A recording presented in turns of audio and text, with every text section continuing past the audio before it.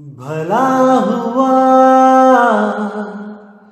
मेरी माला टूट गई, मैं राम भजन से छूटी। भला हुआ मेरी माला टूट गई, मैं राम भजन से छूटी। मेरे सिर से टली बला, भला हुआ मेरी माला टूट गई, मैं राम भजन से छूटी। मैं राम भजन से छूटी। नमस्कार दोस्तों, एक बार फिर आपके सामने कुछ बहुत ही अनमोल वचन संतों के लेके आया हूं। आपने पूरे विवेक के साथ, पूरे ध्यान से, पूरी लगन से, पूरी तलवारें तिखी करके विवेक की और ये सत्संग सुनना है। और मैं मालिक से हमेशा ही दुआ करूंगा कि आपको एक एक चीज जैसे मैं समझाना चाहता हूं बिल्कुल वैसे ही समझ आ जाए, ताकि आपकी जो अज्ञान की परतें हैं वो एक एक करके खुल जाएं और आप अपने निज स्वरूप, निज रूप को, उस निज नाम को प्राप्त करने लायक बन सको। तो आज दोस्तों, आज जो मैं वाणी लेके आया हूं वो गुरु ग्रंथ साहब के पेज नंबर 526, अंग नंबर 526 पे ये वाणी है। बड़ी प्यारी वाणी है। अगर आप अच्छी तरह समझ के इसको विचार करोगे तो बिल्कुल स्पष्ट समझ में आएगा दोस्तों। तो वाणी का नाम है, अरे भाई गोविंद नाम मत बिसरै, कि हे प्राणी परमात्मा का नाम, अपना निज नाम, उसको कभी मत बिसारना भाई। ये जो तेरा नाम देह का है, शरीर का है, ये तेरा नाम नहीं है, तेरा नाम कुछ और है। अरे सत्य स्वरूपी नाम साहिब का, सो निज नाम हमारा। वही सत्य स्वरूप, वही हमारा नाम है, वही हमारा असली स्वरूप है। तो आज इस वाणी पे विचार करेंगे। तो क्या कहती है वाणी? अंत काल जो लक्ष्मी सिमरै, ऐसी चिंता महि जे मरै, सर्प जोनि वो वलि वलि अवतरै। ये जो वाणी है ये उस समय के लिए इशारा कर रही है जब आप इस देह को छोड़ोगे, जब आप इस शरीर को त्यागोगे, तब आपकी सुरती कहां पे होगी। और केवल उस सुरती के शब्द में ना होने के कारण बाकी जो जंजाल है तीन लोक का, अगर वहां पे वो सुरती होगी तो आगे आपको कौन सा जन्म मिलने वाला है। तो वाणी पे विचार करेंगे। अंत काल है जो लक्ष्मी सिमरै, ऐसी चिंता में जय मरे, सर्प जोनि वो वल वल अवतरै। दोस्तों, मैं बताना चाहूंगा कि जो लोग, जिनका लक्ष्य केवल एक है कि पैसा कमाना, पैसा कमाना, पैसा कमाना, इसके अलावा उनकी जिंदगी का कोई लक्ष्य नहीं है। अरबों खरबों के मालिक हो गए लेकिन अभी भी पैसा कमाने की हवस खत्म नहीं हुई। वो चाहे तो सब कुछ छोड़ दें और उनकी 100 पुश्तें आने वाली, वो भी बिना काम किए जीवन व्यतीत कर सकते हैं, लेकिन ये पैसे की भूख ये खत्म नहीं हो रही। तो उन लोगों के लिए बोला गया है कि अंत काल है जे लक्ष्मी सिमरै, क्योंकि सारी उम्र जहां पे आपका ध्यान होता है दोस्तों, अंत समय में ऑटोमेटिकली वही चीज आपको याद आती है जो आपने सारी उम्र याद की है। इसलिए साहिब कहते हैं, पल पल नाम ले गुरु का। हर समय आप जब सूरत को शब्द में लगा के रखोगे तो अंत समय में आपको कुछ करना नहीं पड़ेगा, वो ऑटोमेटिकली अपने आप जाएगी, क्योंकि आपने सारी उम्र अभ्यास किया। आपने अभ्यास किया, जिस चीज का आपने अभ्यास किया उसमें आप परफेक्ट हो ही जाते हो। करत करत अभ्यास ते जड़मत होत सुजान, ज्यों रसरी आवत जादते सिलते पड़े निशान। तो जो लोग माया के अधीन हो चुके हैं, जो केवल पैसा कमाना ही अपने जीवन का लक्ष्य बना चुके हैं भाई, और ये सोचते हैं कि जितना ज्यादा पैसा आ रहा है परमात्मा उतना हमसे खुश है, हम पर दयाल है। नहीं भाई, ये आप पर माया दयाल हुई है। इसी को लक्ष्मी बोला है यहाँ पे। अंत काल है जो लक्ष्मी सिमरै, जिसकी सुरति अंत समय में लक्ष्मी में यानी कि पैसे में होगी, वो अगला जन्म सांप का धारण करेगा और किसी खजाने के ऊपर बैठ के उसकी रक्षा करता मिलेगा।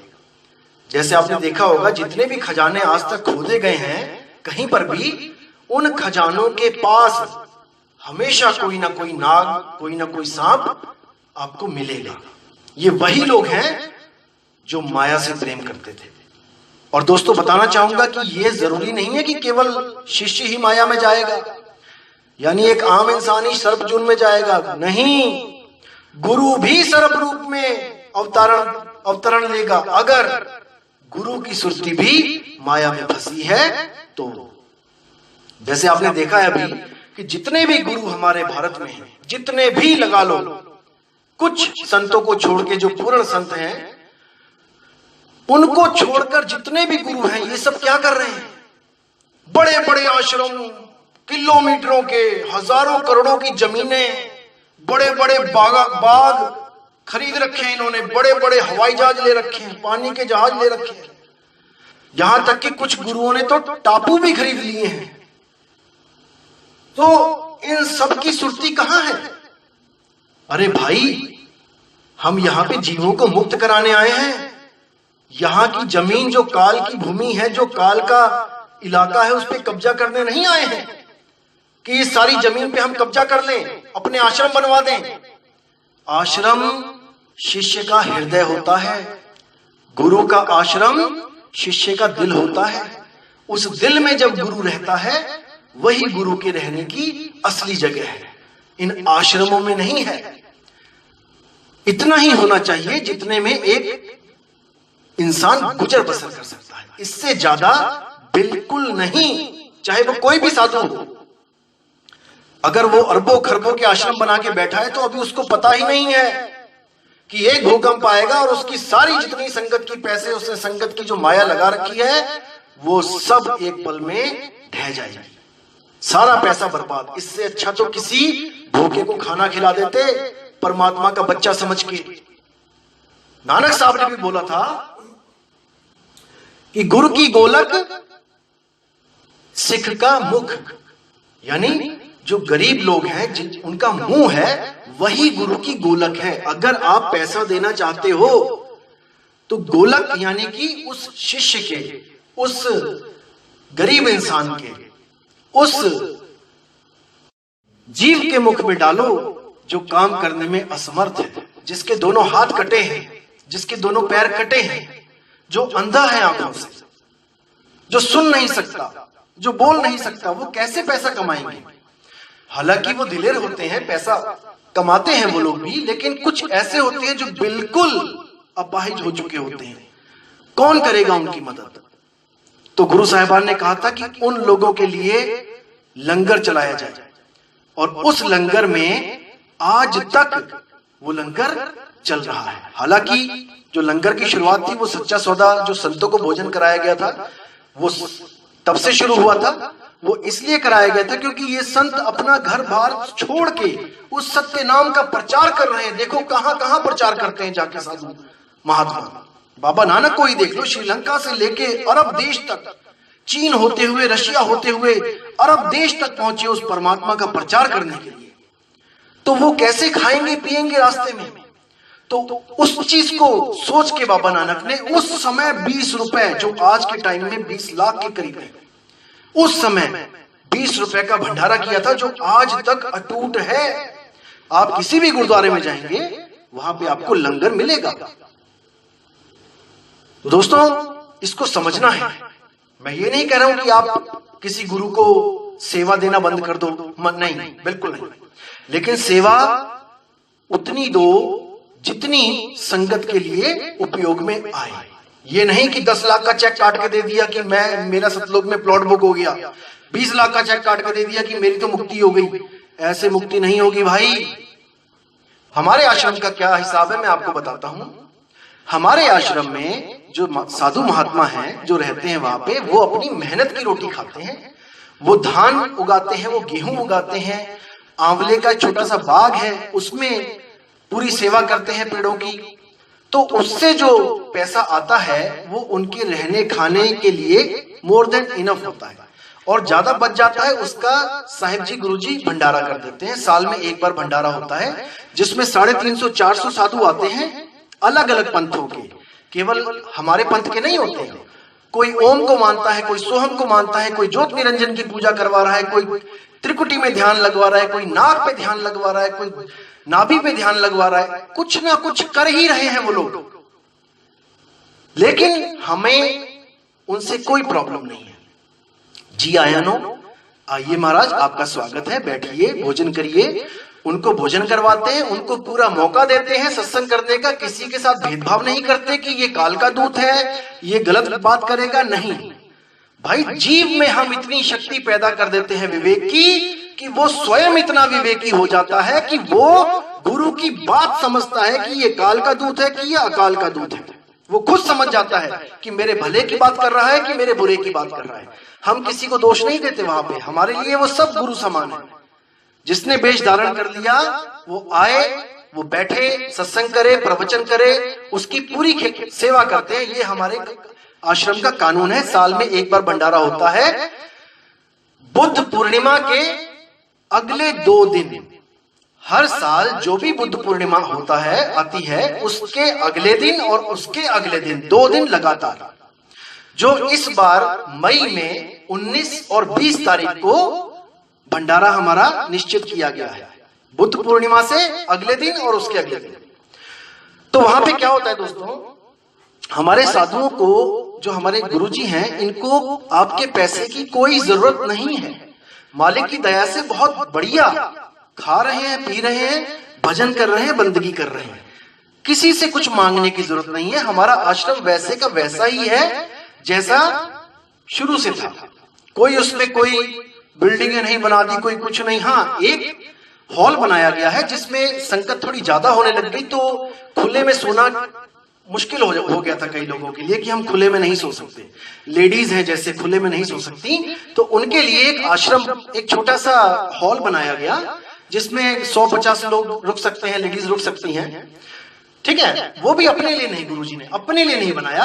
अपने लिए तो एक छोटा सा कमरा है उनका, आपको दिखाऊंगा, मैं फोटो शेयर करूंगा, जिसमें वो शुरू से ही रहते आए हैं। उनके गुरुजी भी रहते आए हैं, उनके भी गुरुजी रहते आए हैं। वो कमरा वैसा ही है, छोटा सा।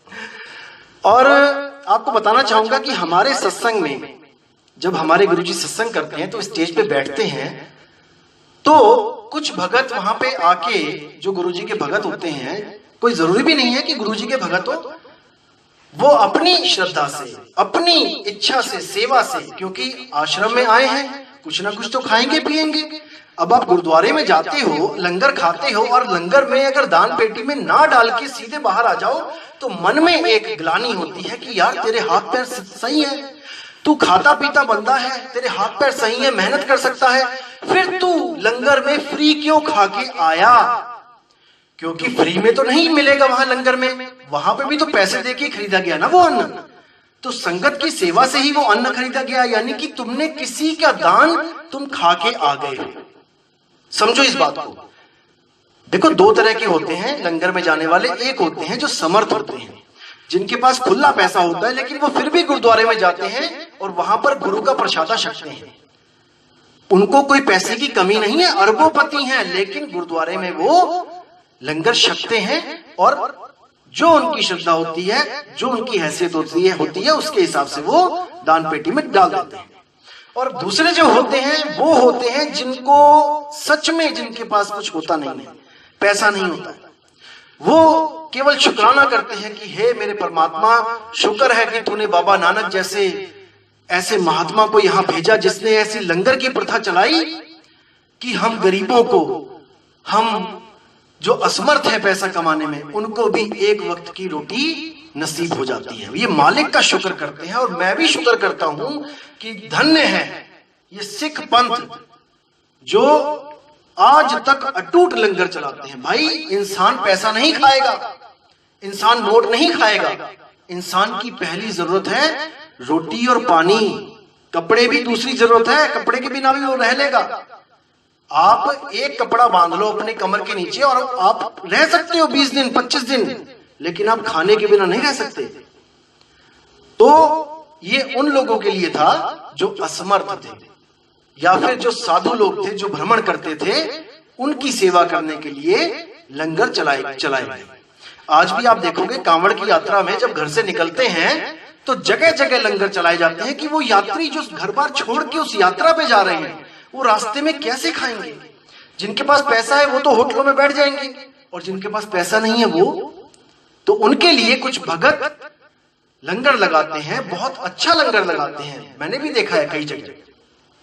तो हमारे आश्रम में गुरुजी जब सत्संग करते हैं तो किसी भी शिष्य को वो नहीं कहते कि कोई पैसा दो। नोट करना दोस्तों, किसी भी शिष्य पे कोई कानून लागू नहीं होता कि आप पैसे दो। लेकिन जो शिष्य वहां गया है, जो वहां खाना खा रहा है, भोजन कर रहा है, सत्संग का आनंद ले रहा है, उसके दिल में एक कसक होती है कि मैं फ्री में क्यों खाऊं। जब परमात्मा ने मुझे हाथ पैर दिए हैं तो मैं कम से कम उतना तो मैं दे के आऊंगा ही जितने का मैं भोजन कर रहा हूं। 2 दिन में 4 टाइम तो भोजन करता है। आप किसी आम छोटे से ढाबे में भी करोगे 100 रुपए 50 रुपए 70 रुपए का तो भोजन होता ही है। नहीं होता तो बता दो। लेकिन हमारे गुरुजी कभी किसी को नहीं कहते कि आप पैसे दो। ये आपकी श्रद्धा है। अगर आप इतना संत समाज आया है, इतने भगत आए हैं, आप चाहते हो कि आपकी कमाई, मेहनत की कमाई में से थोड़ा सा अंश, कोई 10 रुपए, कोई 5 रुपए, कोई 20 रुपए, कोई 100 रुपए, कोई 500 रुपए, जो आपकी हैसियत है, जो आपकी श्रद्धा है, अगर वो आप गुरु के चरणों में भेंट करते हो कि मालिक ये मेरी मेहनत की कमाई का छोटा सा अंश है और ये इन संगत को, इनकी सेवा में लगा दो, इन साधु संत जो बाहर से आए हैं इनकी सेवा में लगा दो, तो दोस्तों इसमें कोई बुराई नहीं है।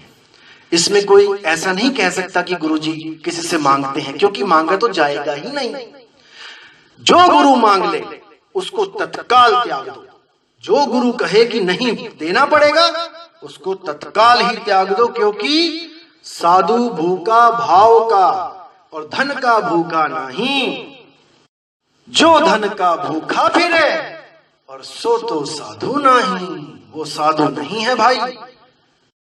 तो हमारे आश्रम में ये रीत शुरू से ही चलती आ रही है कि आओ संतो मेला कीजिए, कि हे संतो आओ मेला करो। और असली मेला जो शब्द सूरत का मेला है वो तभी मेला पूरा हो सकता है जब आप संतों के पास जाकर सच्चे शब्द की परख करोगे। अगर आप अलग अलग संतों के पास नहीं जाओगे, उनका सत्संग नहीं सुनोगे, तो दोस्तों आपको पता कैसे लगेगा। इसीलिए मैं कहता हूं कि कोई भी सत्संग होता है कहीं भी जरूर सुनो, जरूर सुनो। और जो संत ये कहते हैं कि दूसरों का सत्संग नहीं सुनना है, असल में वो डरते हैं कि कहीं उनसे आगे का गुरु ना मिल जाए इस शिष्य को, जी उनसे आगे का ज्ञान ना मिल जाए, मूल ज्ञान ना मिल जाए, नहीं तो मेरा चेला मुझे छोड़ जाएगा। वो संत डरते हैं। और कबीर साहब क्या कहते हैं कि जो मेरा शिष्य होगा वो किसी भी सत्संग में बैठ के भ्रमित नहीं हो सकता, भ्रमित नहीं हो सकता, क्योंकि उसको निज रूप का ज्ञान दिया जा रहा है और निज रूप से बड़ी कोई ताकत नहीं, निज आत्म ज्ञान से बड़ा कोई भगवान नहीं, वही सबसे बड़ा परमात्मा है। तो दोस्तों मैं फिर कहूंगा कि हम कभी भी किसी को ये नहीं कहते कि आप हमारे गुरु से जुड़ गए हो तो अब आप किसी और का सत्संग मत सुनो, बिल्कुल नहीं। आप जाओ सुनो, कहीं भी बैठो, कहीं भी संगत में बैठो, कोई सेवा करता है किसी दूसरे आश्रम में, आप यारी दोस्ती में उसके साथ चले जाओ, वहां पे सेवा करो, क्योंकि सब जीव अपने हैं, परमात्मा के ही जीव हैं। अरे बेगाना कौन है भाई? अगर आप किसी की सेवा करते हो तो इनडायरेक्टली आप परमात्मा की ही सेवा कर रहे हो, क्योंकि घट घट रमा कबीर, हर घट में वो बोलनहार है, आप उसी की सेवा कर रहे हो। मैं कभी नहीं कहता, हम तो अपने शिष्यों को, जो अपने गुरु जी के शिष्य हैं, उनको ये तक कह देते हैं कि अगर आपने हमें छोड़ के जाना है तो जाओ, लेकिन भाई आगे जाना, पीछे मत जाना। हमसे आगे का, इस मूल ज्ञान से आगे का कोई ज्ञान बताता है, बेशक चले जाना और हमें भी ले जाना। हमें क्यों छोड़ते हो? जब हम पीछे से आगे आपको लेके आ रहे हैं और आपको आगे का ज्ञान मिल रहा है, तो हमें क्यों पीछे छोड़ रहे हो? भाई हमें भी साथ ले चलो, क्योंकि हम भी यहाँ अपना आत्म कल्याण करवाने आए हैं। भाई अगर हम भी गलत हैं तो हम भी उस ज्ञान को समझेंगे कि इससे आगे का ज्ञान क्या है, और अगर वो सच में इससे आगे का ज्ञान होगा तो भाई हमें भी कोई प्रॉब्लम नहीं है। मैं अपने गुरुजी को भी साथ में लेके जाऊंगा और आपके गुरुजी से नाम लूंगा, कोई दिक्कत नहीं है। लेकिन ज्ञान को परखने के बाद, हमारे गुरुजी की बात है ये, जो मैं बोल रहा हूं ये मैं नहीं बोल रहा हूं, ये हमारे गुरुजी बोलते हैं, जिन लोगों ने नाम लिया। आप उनसे पूछ सकते हो, आपको वो बताएंगे। तो दोस्तों, इसीलिए मैं कहना चाहता हूं कि गुरु मेरे सब ही बड़े, अपनी अपनी ठौर, और शब्द विवेकी पारखी, सो माथे का मोर। वही शब्द विवेकी गुरु हमें चाहिए, जो हमें हमारा निज रूप दे दे, हमें दूसरे की पूजा ना करवाए। अरे दूसरों की जय से पहले खुद की जय करें। मुझ में क्या कमी है जो मैं किसी और की जय करूं? क्या परमात्मा मुझ में नहीं है? क्या गुरु में ज्यादा है और मुझ में कम है? सब में मेरा साइया, सब में है वो, एक समान है, एक रस है, बस उसको प्राप्त कराने वाला कोई गुरु नहीं मिल रहा है। और जो गुरु मिल रहे हैं वो शुरू शुरू में तो कबीर साहब का ज्ञान देते हैं कि कबीर साहब परमात्मा है, हम दास हैं, कबीर साहब परमात्मा है, हम उनके दास हैं। और जब संगत हो जाती है 10 लाख, 20 लाख, 50 लाख, तो खुद ही कबीर बन जाते हैं, खुद ही प्रूफ देते हैं किताबों से निकाल निकाल के कि मैं ही हूं वो, मैं ही हूं कबीर का अवतार। साहेब कहते हैं कबीरा स्वामी कोई नहीं, और स्वामी सिरजनहार, स्वामी बन के जो फिरे, अरे बड़ी सहेगा मार। इस दुनिया में जिसने भी आज तक ये बोला कि मैं भगवान हूं, उसका हाल देख लो, वो मिट्टी में मिल गया। हिरण्याकश्यप देख लो, कंस देख लो, रावण देख लो, और संतों के क्या नाम लूं मैं। तो साहिब क्या बोल रहे हैं, हमने उस पे विचार करना है, साहिब के मूल ज्ञान को समझना है, इसी से हमारा मोक्ष होगा। तो आगे वाणी क्या कहती है कि अरे भाई गोविंद नाम मत बिसरे, कि भाई गलती से भी अंत समय में उस शब्द के अलावा कहीं भी सुरती ना होनी चाहिए तेरी। कोई माँ नहीं, कोई बाप नहीं, कोई पैसा नहीं, कोई फोटो नहीं, किसी फोटो में भी नहीं होनी चाहिए।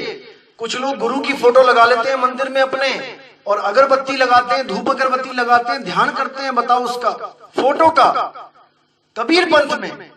और कबीर साहब क्या कहते हैं, पाथर पूजे हरि मिले तो मैं पूजू पहाड़।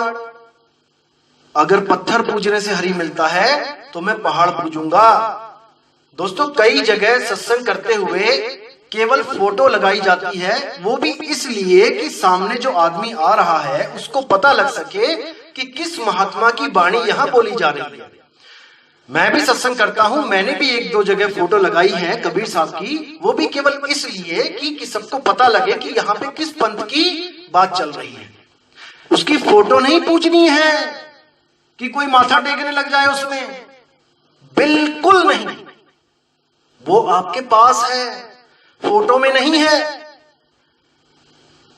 तो इसको समझो मेरे भाई। आगे क्या कहते हैं, अंत काल है जो स्त्री सिमरे, ऐसी चिंता में जे मरे, वैश्वा जून वो वली वली उतरे।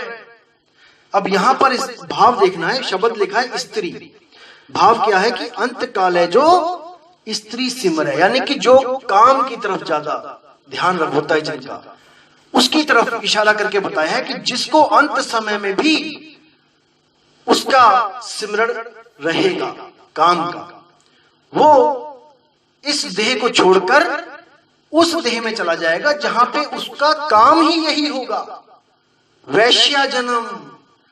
पूरा दिन उसी काम में लिप्त रहे। क्यों? क्योंकि सुरती है, सुरती का खेल है सारा। जहां रहेगी सुरती उसी का रूप धारण कर लेगी। जहां आशा तहां वासा। तो आगे क्या कहते हैं? अंत काले जो लड़के सिमरे, ऐसी चिंता में जे मरे, सूकर जोन वो वल उतरे। जो लोग अंत समय में जिनकी सुरती होती है बच्चों में, अपने बच्चों में, जैसे कई लोग देखा होगा आपने जो कहते हैं भाई मैं तो अब जाने वाला हूं, मेरे लड़के को बुला दो, मैं उसको आखिरी बार देखना चाहता हूं। ऐसे भी कई आपको मिलेंगे जो इस दुनिया को, नाटक को असल समझ के बैठे हैं। वो क्या सोचते हैं कि बस मैं अपने बच्चों को देख लूं और मैं सीधे स्वर्ग चली जाऊंगी, मैं चला जाऊंगा स्वर्ग को अपने बच्चों के दर्शन करके। बिल्कुल नहीं। उनके लिए बोला है अंत काल है जो लड़के सिमरे, ऐसी चिंता में दे मरे, सूकर यानी सुअर। वो सुअर की जोन में चले जाएंगे और उस सुअर के 20-20 बच्चे एक बार में पैदा होंगे और कोई इधर घूमेगा कोई उधर घूमेगा और वो नाली में गंदगी में पड़ी अपने बच्चों को चाटेगी। ये उन लोगों की हालत है जिनका ध्यान अपने बच्चों में होता है, परमात्मा में, शब्द में नहीं होता है। आगे क्या बोलते हैं? अंत काल है जो मंदर सिमरे, ऐसी चिंता में जे मरे, प्रेत जोन वो वली उतरे। जिनका ध्यान अंत समय में मंदिर का मतलब क्या है? ईंट पत्थर। जैसे आप देख रहे हो कि मंदिर भी ईंट पत्थर के बने हैं और घर भी ईंट पत्थर के बने हैं। जिनका भी ध्यान घरों में होगा या मंदिर में होगा, आपने देखा होगा पुरानी फिल्में देखी होंगी आपने, पुराना मंदिर। अब बताओ मंदिर में भगवान रहेगा या भूत रहेगा? सोचने वाली बात है कि फिल्मों के टाइटल होते थे कि पुराना मंदिर और उसमें भूत रहते होते थे। तो वही लोग हैं भाई जो जिनकी सुरती उन्हीं मंदिरों में, उन्हीं ईंट पत्थरों में जुड़ी हुई थी कि भगवान यही मिलेगा, तो उनकी सुरती उसी स्थान पे टिक जाती है। प्रेत जून वो वल उतरे। कई हॉन्टेड हाउस देखे आपने, बड़े बड़े महल। जिन राजाओं का ध्यान यही था कि मेरा कितना बड़ा महल है, मेरी कितनी वाहवाही है, और 24 घंटे उसको यही लगता था कि मैं कितने बड़े महल में रहता हूं, सारी सुरती उसकी महल में फंसी है। तो अंत समय जब प्राण त्यागे तो उसी महल में प्रेत बन के घूमा। तो साहिब कहते हैं बिल्कुल नहीं, शब्द के सिवा सुरती को कोई ठिकाना नहीं होना चाहिए, बिल्कुल नहीं। और जो गुरु गलत शब्द देके, अधूरा शब्द देके अगर आपकी सुरती को उस अधूरे शब्द में अगर उसने जोड़ दिया, तो दोस्तों बहुत दुख के साथ कहना पड़ेगा कि आप केवल नाम के भगत होगे, काम के नहीं। आपको वापस इसी दुनिया में आना पड़ेगा जब तक आपने उस सार शब्द को नहीं जाना, जो श्वासों से भी न्यारा है, जो अक्षरों से भी न्यारा है, जो शरीरों से भी न्यारा है, जो त्रिकुटी से भी न्यारा है, जो अनहद नाद से भी न्यारा है। वो शब्द जब आपको पता लगेगा, गुरु भेद देंगे, तब आपकी सुरती को पक्का ठिकाना मिलेगा। अन्यथा आप यहीं जन्म मरण में भटकते रह जाओगे। तो आगे क्या कहते हैं? नारायण सिमरे, ऐसी चिंता में जे मरे, बदत तिलोचन ते नर मुक्ता, पीतंबर वाके हृदय बसे। क्या बात है। कहते हैं अंत काल जो नारायण सिमरे। अब नारायण का मतलब यह मत समझ लेना कि विष्णु जी की बात चल रही है, बिल्कुल नहीं।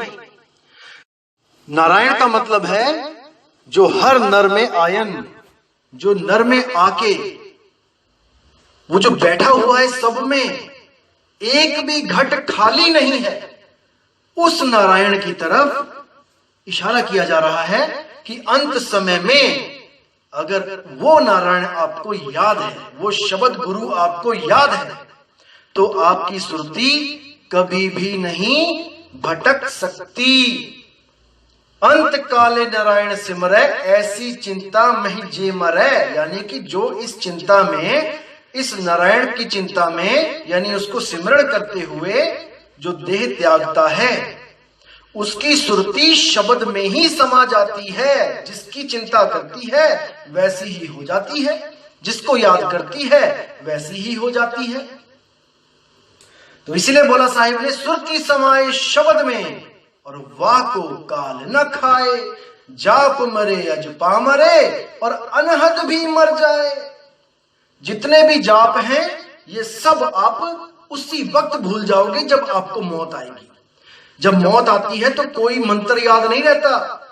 कोई बंदा जिसको तैरना नहीं आता और पानी में गिर जाए तो वो मंत्र नहीं जपता, वो कहता है बचाओ बचाओ बचाओ। आप श्वासों का अजपा जाप करते हो, पानी में गिर जाओ तो श्वास खींचोगे, पानी नाक में घुस जाएगा। कैसे सिमरण करोगे? अंत समय सिमरण नहीं होगा तो 84 में जाना पड़ेगा। इसीलिए साहिब ने इन सब को खत्म करके सुरती शब्द योग का प्रचार किया कि चाहे पानी में गिर जाओ, चाहे अग्नि में जल जाओ, सुरती काम करती है। जिसको आग लग जाती है उसकी सुरती क्या काम करती है कि वो पानी ढूंढती है। आग लगी है शरीर में, हाय हाय कर रहा है, लेकिन उसकी सुरती उसको भगा के लेके जा रही है कि कहीं आसपास पानी हो। देखो आप वीडियोस देखो, जिनके शरीरों में आग लगी है वो भाग रहे हैं और वो पानी ढूंढ रहे हैं। तो जब शरीर बिल्कुल जल के एक जगह बैठ जाएगा, ये सुरती तब भी नहीं मरेगी, तब भी सुरती उस शब्द को याद करेगी जो गुरुजी ने दिया है। इस शरीर को तत्काल त्याग के उस शब्द को याद करती हुई उसमें समा जाएगी, क्योंकि काल सुरती को नहीं पकड़ सकता। ये सुरती ने काल को पकड़ा हुआ है। यहां पे प्रॉब्लम है, ये भूल है। जैसे आपको किसी काले नाग ने, आपने कोई काला नाग पकड़ लिया हाथ में और वो आपको बार बार डस रहा है और आप उसको छोड़ने की जगह और कस के पकड़ते हो, तो भाई वो हमेशा ही काटेगा। बचना चाहो तो उसको दूर फेंक दो। मतलब सुरती ने तन और मन को पकड़ा हुआ है, इसलिए वो अपने आप को तन, अपने आप को मन समझ रही है। और जब शरीर छूटता है अंत समय, तो क्या सोचती है कि अरे मैं मर रही हूं। क्यों? क्योंकि वो खुद को शरीर समझ रही है। वो अपनी सारी शक्ति इसमें लगा देती है कि शरीर मरे ना। दोस्तों, ये शरीर ही काल है। ये कभी नहीं चाहता कि मैं मर जाऊं, क्योंकि अंदर यही मन रूप में बैठा है जो डराता है। अंत समय में ये आपको डराएगा कि तू मर रहा है, तू मर रहा है। जिसके पास शब्द होगा वो इसकी बातों में नहीं आएगा। वो उसी वक्त जानेगा कि मैंने करना क्या है, मुझे गुरुजी ने दाव क्या दिया था। यही फैसले की घड़ी होती है अंत समय। यही एग्जामिनेशन हॉल के अंदर बैठा होता है बच्चा, और जैसा उसको गुरु मिलता है वैसा ही वो पेपर करके आता है। इसीलिए बोलते हैं, गुरु मेरे सभी बड़े अपनी अपनी ठौर, शब्द विवेकी पारखी सो माथे का मोर। अरे गुरु गुरु में भेद है, गुरु गुरु में भाव, सोई गुरु नित बंदिए, जो शब्द बतावे दाव। जो आपको दाव पेच सिखा दे कि जब शरीर छूट रहा होगा, मौत आ रही होगी, उस वक्त आपने क्या करना है। जो ये दाव आपको सिखा दे, वही गुरु आपका सच्चा हमदर्द है, सच्चा हितैषी गुरु है। और जो गुरु ये कहे कि जब तू मरेगा तो मैं आऊंगा तुझे बचाने, मेरी आस लगा के रखना, दोस्तों वो सबसे बड़ा दुश्मन है आपका। क्योंकि आप में कोई कमी नहीं है कि आप अपने मन से ना जीत सको। आप भी शब्द रूप हो, बस अपने आप को पहचान नहीं पा रहे। जिस दिन अपने आप को पहचान गया, उस दिन ये मन, उस दिन आपके सामने खड़ा नहीं हो सकता। ये अरे सार शब्द आए जही विधि हाथा और तही विधि काल नवावे माथा।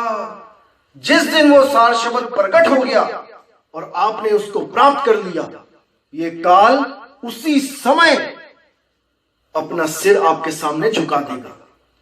जैसे उस शेर के आगे गडरिया भागा फिरा, जिस शेर ने अपने निज स्वरूप को, अपने निज रूप को, अपनी निज आवाज को पहचान लिया। तो दोस्तों, बिल्कुल भ्रमित नहीं होना है। कोई आपको भ्रमित करने की कोशिश करे, बिल्कुल नहीं होना है। ज्ञान की तलवारें, विवेक की तलवारें निकाल के रखो और अज्ञान को काट दो, क्योंकि आपके, केवल आपके जन्म मरण का सवाल है भाई। आप किसी की बातों में आओगे, उसका कोई नुकसान नहीं होगा, नुकसान केवल आपका होगा, केवल आपका। कोई गुरु जो भी कहता है कि मैं लेने आऊंगा, आप उसकी परीक्षा लो। आप गुरुजी को फोन करो, अपने अपने गुरु को, कि गुरुजी मैं एक कुएं में गिर गया हूं, मुझे बचाओ आके। तो वो कहेगा भैया कहां पे, कौन से कुएं में? तो वो आप बोलो कि तो आप बताओ ना, ये आप ढूंढो। गुरुजी मुझे नहीं पता, मैं तो सड़क के किनारे जा रहा था किसी गांव में और मैं गिर गया कुएं में, अब मुझे आके बताओ, बचाओ गुरुजी आप। अब देखना गुरु क्या बोलेगा कि अरे भैया मैं कैसे बचाऊं, कौन सी जगह है, कौन सा एड्रेस है, ये तो बता दे। अरे जब तुम कुएं तक नहीं आ सकते तो तुम उस जीव को अंत समय में कैसे बचाओगे, जिसका तुम्हें पता भी नहीं होगा कि वो कब मरने वाला है? कैसे बचाओगे? अरे क्यों मूर्ख बनाते हो अपनी संगत को? इन भोले जीवों को क्यों मूर्ख बनाते हो भाई? याद रखो दोस्तों, जिस गुरु की कबीर साहब बात करते हैं कि वो अंग संग है, वो हमेशा आपकी रक्षा करेगा, वो शब्द गुरु है, शब्द गुरु, वो देह गुरु नहीं है। समझो इस बात को। गुरु किया है देह का, अरे सतगुरु चीना नहीं, और भव सागर के जाल में फिर गोता खाही। गोता खाना पड़ेगा भाई, जब तक शब्द गुरु को नहीं चीनते हो। शब्द गुरु ही सच्चा गुरु है, वो सच्ची धुन, वो सच्ची झनकार, वही सच्चा गुरु है, जिसके लिए गरीबदास जी कहते हैं अरे कोई है रे परले पार का, और जो भेद कहे झनकार का, वो उस झनकार का भेद बताने आता है इस दुनिया में, जो अखंड है, जो अनाम है, जो अबोल है, जिसको लिखा नहीं जा सकता, जिसको पढ़ा नहीं जा सकता, उसको केवल और केवल श्रुति के द्वारा महसूस किया जा सकता है। सुरती के द्वारा, इस शरीरों की इंद्रियों के द्वारा नहीं कि कान बंद करके महसूस करो, कि उसको आंखों से देख के महसूस करो, कोई त्रिकुटी में प्रकाश दिखा दिया, आंखों से देख लिया, महसूस हो गया, नहीं। आंख न मूंदो, कान न रूंदो, तनिक कष्ट मत धारो, और खुले नयन पहचानो हंस हंस सुंदर रूप निहारो। उस परमात्मा को, उस शब्द गुरु को अपनी सुरती के द्वारा प्राप्त करने के लिए कमर कस लो मेरे भाई, नहीं तो 84 में जाना पड़ेगा, कोई नहीं रोक सकता। और जितने ये गुरु ठेकेदार बन जाते हैं कि हम बचाएंगे, उनकी परीक्षा लो उनकी परीक्षा, वरना नुकसान आपका है मेरे भाई, किसी और का नहीं है। गुरु ने जहां जाना है वो तो चला ही जाएगा, लेकिन आप कहां जाओगे? ऐसे ही कुछ मेरे भाई कहते हैं कि नहीं जी देखो हमने तो गुरु बना लिया, एक ही गुरु बनाएंगे, अब चाहे वो स्वर्ग में ले जाए चाहे नरक में ले जाए, किस्सा ही खत्म, मैटर ही क्लोज कर देते हैं। तो इस पे मैं आपको एक चीज बताता हूं, एक बड़ी अच्छी साखी है। एक बार क्या होता है, कबीर साहब भ्रमण कर रहे होते हैं, जीवों को चेता रहे होते हैं, तो एक गांव में जाते हैं, वहां पे एक गुरु और चेला दोनों रहते होते हैं। तो जो गुरुजी होते हैं वो पपीता खाने के बड़े शौकीन होते हैं, उनको पपीता बहुत अच्छा लगता है, बहुत ज्यादा। तो रोज अपने चेले को कहते हैं भाई पपीता ला तोड़ के, वो जाता है अपना पेड़ से तोड़ के लाता है, जब पेड़ पे नहीं होता है तो बाजार से खरीद के लाता है। रोज दिनचर्या है कि पपीता खाना ही खाना है, सुरती पपीते है भाई। तो कबीर साहब जाते हैं वहां पे, तो उस शिष्य को कहते हैं कि भाई, उस वक्त गुरु नहीं होता है बाई चांस, तो शिष्य को बोलते हैं उसको कि भाई जो तू नाम लेता है, जो सिमरन करता है, क्या आपको लगता है कि उससे मुक्ति होगी? तो शिष्य कहता है हाँ, गुरुजी ने दिया है मुझे नाम और मुझे पूरा भरोसा है गुरुजी पे, मुझे पार करेंगे। तो कबीर साहब ने कहा कि जिस नाम को तुम सिमरण करते हो ना भाई, वो 52 अक्षरी नाम है, वो 52 अक्षरों से बोलने में, लिखने में, पढ़ने में आता है, उससे कैसे मुक्ति होगी? वो तो आपने ही बनाया, वो तो घड़ है जिसको घड़ा गया है। परमात्मा का नाम तो अनघड़ है, उसको कोई घड़ नहीं सकता। तो वो बात उसके शिष्य के समझ में नहीं आती है। वो कहता है नहीं नहीं नहीं, मैंने तो गुरु बना लिया है, बस जी मैं तो यही गुरु जी के साथ ही जाऊंगा, जहां पे जाना है गुरु जी ने मुझे भी लेके चले जाएंगे, मुझे अब किसी और गुरु की जरूरत नहीं है। कबीर साहब कहते ठीक है भाई। तो एक दिन क्या होता है कि गुरु जी बैठे होते हैं, चेला अपना सेवा कर रहा होता है, तो गुरु जी का एकदम मन करता है कि आज पपीता लेके आ भाई। तो जैसे ही वो पपीता लेके आते हैं तो वहां देखते हैं कि गुरु जी चोला छोड़ दे, गुरु जी खत्म। बड़ा हैरान परेशान होता है कि यार ये क्या हो गया। तो क्या होता है कि तो हल्ला मच जाता है पूरा गांव में कि साधु जी चोला छोड़ गए हैं। सब इकट्ठे हो जाते हैं, सुबह से शाम हो जाती है। तो कबीर साहब भी आते हैं और वहां पे सब इकट्ठे होते हैं उनकी समाधि बनाने के लिए। तो समाधि जब बन जाती है, उनको वहां पे सारा उनका क्रियाक्रम हो जाता है। तब कबीर साहब पूछते हैं शिष्य से, सब चले जाते हैं, शिष्य अकेला रह जाता है। तो कबीर साहब कहते हैं हाँ जी भाई, अब बताओ क्या आपको उस नाम से मुक्ति मिलेगी जो गुरुजी सिमरन करवाते थे, जो गुरुजी खुद सिमरन करते थे उस नाम से? तो चेला बोला देखो जी, जहां गुरुजी जाएंगे वहीं मैं जाऊंगा, मुझे किसी गुरु की जरूरत नहीं है, मुझे मेरा ही गुरु काफी है। तो कबीर साहब कहते हैं अच्छा एक काम कर, वो जो पपीता पड़ा है सुबह से वहां पे, उसको लेके आ। तो वो जब लेके आता है तो उसको कहते हैं काट। तो जैसे ही वो पपीता काटता है तो क्या देखता है कि उसके अंदर केवल एक कीड़ा उस पपीते को खा रहा होता है। तो कबीर साहब कहते हैं देख भाई, तेरा गुरु ये है, अब तू देख ले कि तूने भी यहां साथ में बैठ के पपीता खाना है कि तूने मुक्त होना है। जिस मुक्ति के लिए तूने गुरु बनाया वो यहां पे पपीता खा रहा है बैठ के, क्योंकि अंत काल है, जो अंत काल जिसका सिमरन करोगे उसी में चले जाओगे। तो उस बच्चे की आंख खुलती है और कबीर साहब को वो सदगुरु मानता है और उस अबोल नाम, उस अकह नाम, उस नियक्षर नाम से जुड़ता है, उस सार शब्द से जुड़ता है और अपना कल्याण करवाता है। तो दोस्तों उसी तरह हमने भी उन गुरुओं के चक्कर में नहीं पड़ना है जो हमें जाप, अजपा और अनहद से जोड़ते हैं, क्योंकि ये तीनों ही मर जाते हैं और सुरती जहां पे लग गई वहां पे लग गई। उसी बीज से एक पेड़ बनता है। दोस्तों ये भरमाते कैसे हैं मैं बताता हूं आपको, ये गुरु कैसे भरमाते हैं। अगर आप इनसे कहोगे भी ना जाके कि गुरुजी जो आपने जाप दिए हैं ये तो कबीर बाणी में कहते हैं कि ये तो मर जाएंगे, ये तो पार नहीं कर सकते, वो लोग पता क्या बोलेंगे आपको, नहीं नहीं बेटा इनको जपो, इनको जपने से वो जो प्रकट होगा वो है असली, ये तो नकली है नाम। देखो मेरी बात सुनो, बीज होते हैं, एक होता है आम का बीज, एक होता है बबूल का बीज। दोनों कहने में बीज ही आएंगे और दोनों का जो पेड़ होता है वो भी कहने में पेड़ आएगा और बीज बोने के बाद ही पेड़ उगेगा। तो दोस्तों अगर बीज बोगे नकली यानी बबूल का तो आम नहीं मिलेगा, पेड़ बबूल का ही नहीं मिलेगा। वो भले आपको केवल छांव दे सकता है, छांव देगा वो आपको, लेकिन वो आपको आम नहीं दे सकता। यानी कि आपको जिस सिमरन करोगे जिसका 52 अक्षरों का, उससे कुछ तो मिलेगा, यानी कि आपको रिद्धियां सिद्धियां तो मिलेंगी, उससे छांव तो मिलेगी, लेकिन आपको आम रूपी मुक्ति नहीं मिलेगी। और जो असली बीज होगा वो आपको बबूल नहीं देगा।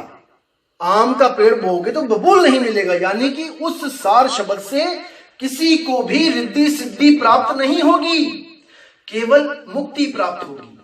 कबीर साहब की वाणी है, सार शब्द में एक ही सिद्धि, मुक्ति करे तहां सेवा, और सार शब्द का खेल निराला, जाने गुरुमुख भेवा।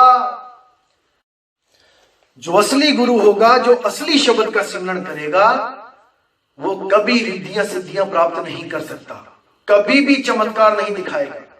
और जिन संतों के साथ चमत्कार जोड़ा जाता है, असल में क्या होता है, वो अरदास करते हैं मालिक से कि हे मेरे मालिक, ये जीव बहुत दुखी है और इसका कल्याण करो। वो खुद नहीं कहते कि मैं करूंगा, वो अरदास करते हैं। जैसे आप देखोगे कई लोग 3-3, 4-4 दिन, साधु आपने साखियां सुनी होंगी, 4 दिन कमरे में बैठे रहे, 3 दिन कमरे में बैठे रहे, और जो याचक आया था बेचारा अपनी मनोकामना लेके वो पूरी हो गई।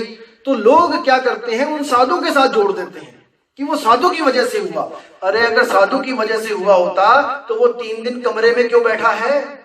वो तो उसी वक्त समर्थ, तो उसी वक्त नोट निकाल के दे देगा कि ले भाई तेरा कल्याण हो। इसका मतलब वो साधु भी किसी और से मांग रहा है, उस समर्थ पुरुष कबीर से मांग रहा है जो सबको सब कुछ दे सकता है, लेकिन वो उतना ही देता है जितने में आपका मन बिगड़ ना जाए। इसीलिए बोला है, साहिब इतना दीजिए जामे कुटुंब समाए, और मैं भी भूखा ना रहूं, साधु भूखा ना जाए। साधु भूखा ना जाए यानी साधुओं को भोजन करवाओ। वाणी बोल रही है, क्योंकि साधु अपना जीवन, अपने सब घर बार छोड़ के केवल जीवों के लिए भटक रहे हैं। जो असली साधु हैं, जैसे बाबा नानक जी थे, कबीर साहब जी थे, मदन साहिब जी थे, कहां नहीं गए वो, केवल जीवों का कल्याण करने के लिए। राम सेवक साहिब देखिए, हमारे गुरु जी के गुरु जी जो दादा गुरु हैं, कहां नहीं भ्रमण किया उन्होंने, जीवों को चेताने के लिए। तो ऐसे साधुओं की सेवा धन्य भाग अगर ऐसे साधुओं की चरणों की धूल भी मिल जाए तो दोस्तों गहराई से समझना है जो मैं कह रहा हूं और अपना कल्याण करना है मेरे भाइयों, क्योंकि मैं आपका दुश्मन नहीं हूं। मैं कोई यहां पे आपसे पैसे ऐंठने नहीं आया हूं। मैं तो अपनी शक्ल तक नहीं दिखाऊंगा आपको कि मैं हूं कौन, क्योंकि मेरा मकसद अपनी शक्ल दिखाना नहीं, आपको आपकी शक्ल दिखाना है, आपका निज स्वरूप दिखाना है मेरे भाई। मैं कोई वाहवाही लूटने नहीं आया हूं यहां पे कि आप मुझे बहुत बड़ा ज्ञानी समझो, नहीं भाई, I am just a mediator. मैं आपको केवल उस मालिक का ज्ञान आप तक पहुंचा रहा हूं और मैं बीच में से निकल जाऊंगा। समझो इस बात को। तो दोस्तों मैं आपसे विदा चाहूंगा और पूरी उम्मीद करता हूं कि आपको हर चीज समझ में आ रही होगी मेरे भाई, क्योंकि यहां पे आपने खुद को पहचानना है, खुद को। और अगर आपके अलावा किसी और को गुरु कहता है पहचानो, तो याद रखना आपको 84 में जाना पड़ेगा। तो अब विदा चाहूंगा दोस्तों। जय गुरु बंदी छोड़ बैराग साहिब जी की, जय गुरु बंदी छोड़ मदन साहिब जी की, जय जय बंदी छोड़ सतगुरु सत्य कबीर साहिब की सदा ही जय हो, सदा ही जय हो। साहिब बंदगी सतनाम।